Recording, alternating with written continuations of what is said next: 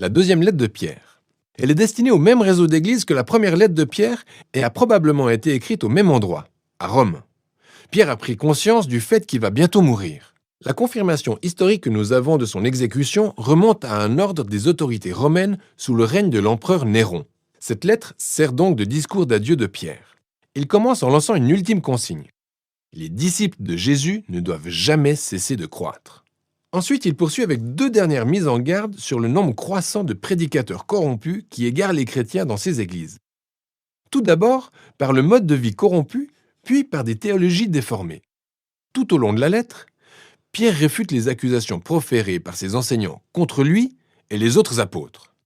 Pierre vise à rétablir la confiance et l'ordre dans ses communautés chrétiennes.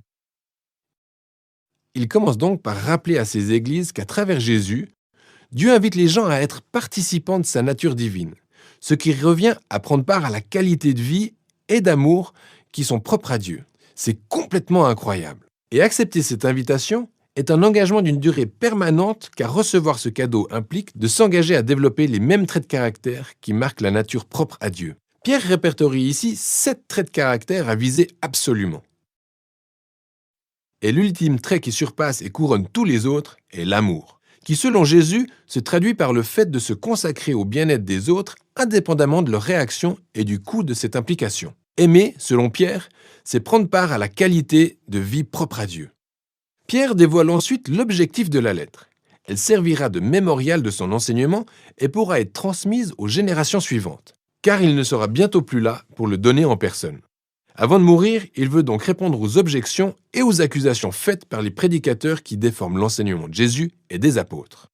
Pierre répond tout d'abord à une accusation proférée à plusieurs reprises par les sceptiques présents et à venir, à savoir que lui et les apôtres ont tout inventé sur la résurrection de Jésus et son statut de roi du monde et que Jésus ne va pas réellement revenir un jour. Pierre partage donc son témoignage du moment intense qu'a été celui de la transfiguration de Jésus sur la montagne. Souvenez-vous de l'histoire dans Marc au chapitre 9. Les apôtres ont vu Jésus glorifié en tant que roi. Et sa résurrection indique que ce roi est vivant et qu'un jour, il reviendra sauver notre monde. Car le futur retour de Jésus pour implanter le royaume de Dieu constituera l'accomplissement de l'enjeu suprême relayé depuis le début par toutes les anciennes prophéties à travers les Écritures. Les prédications des prophètes de l'Ancien Testament n'ont pas été montées de toutes pièces.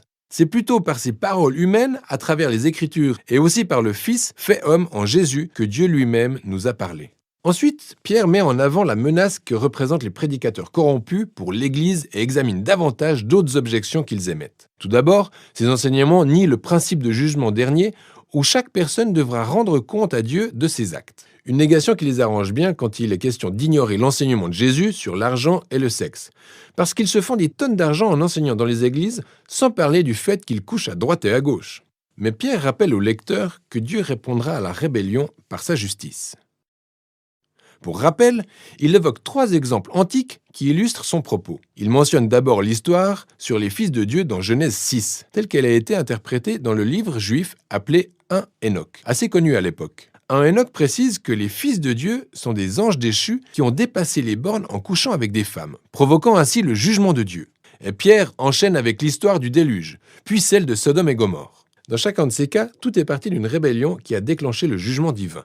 Néanmoins, Pierre souligne que dans tous ces récits épiques, Dieu s'est toujours montré fidèle envers son peuple qu'il a délivré à chaque fois. Et il illustre ce fait par l'exemple de Lot. Pierre relie ensuite ces histoires au mode de vie corrompu des enseignants. Ils sont eux aussi en quête d'argent et de sexe. Ils méprisent l'autorité de Dieu et conduisent les autres à penser que Dieu ne se soucie pas des décisions morales. Ils s'appuient sur le message selon lequel ils sont libres en Christ et s'en servent comme excuse pour satisfaire leurs bas instincts.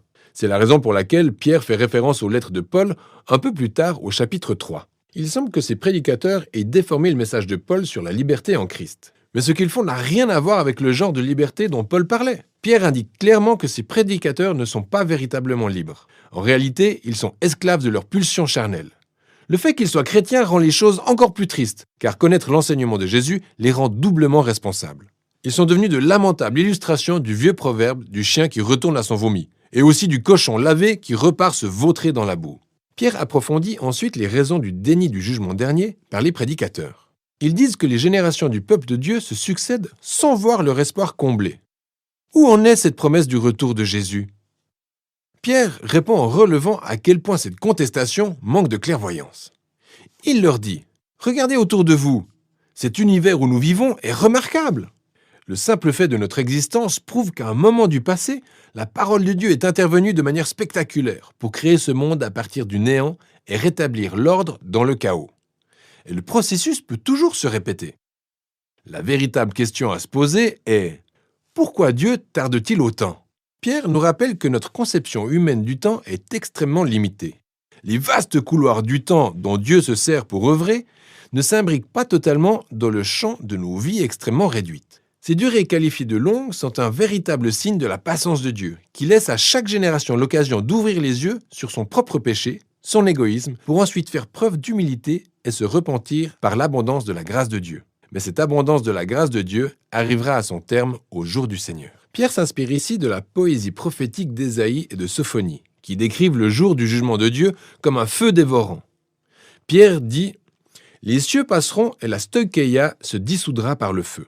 Il s'agit d'un mot grec pouvant se traduire par le terme « élément », et dans ce cas, il fait référence à la dissolution de l'univers matériel. Mais il fait vraisemblablement allusion à l'armée des cieux, autrement dit, les étoiles.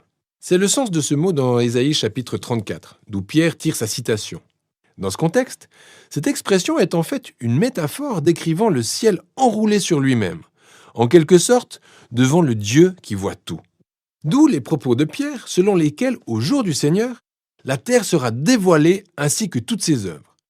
Le but suprême de la justice absolue de Dieu n'est pas de détruire l'univers matériel, mais plutôt de dévoiler le mal et l'injustice afin de les supprimer et d'en ressortir de nouveaux cieux et une nouvelle terre, celle imprégnée de la justice est remplie de l'amour de Dieu, avec des personnes qui connaissent et aiment Dieu, puis aiment leur prochain comme elles-mêmes.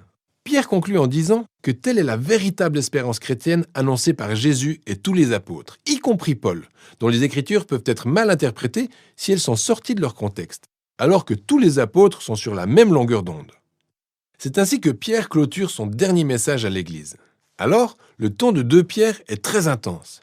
Mais sa passion provient de l'intime conviction que Dieu aime ce monde et qu'il est déterminé à le sauver par le biais de Jésus. Ce qui implique que l'amour de Dieu doit par conséquent affronter puis traiter le péché et l'injustice qui gangrènent son monde tant aimé. Et Dieu le fera en son temps à lui, ouvrant un nouvel avenir pour l'humanité et l'univers lui-même. Ainsi, 2 Pierre offre une vision très large de l'espérance pour le monde entier, nous obligeant à une évaluation quotidienne de nos vies. Et voilà ce dont il est question dans la 2e lettre de Pierre.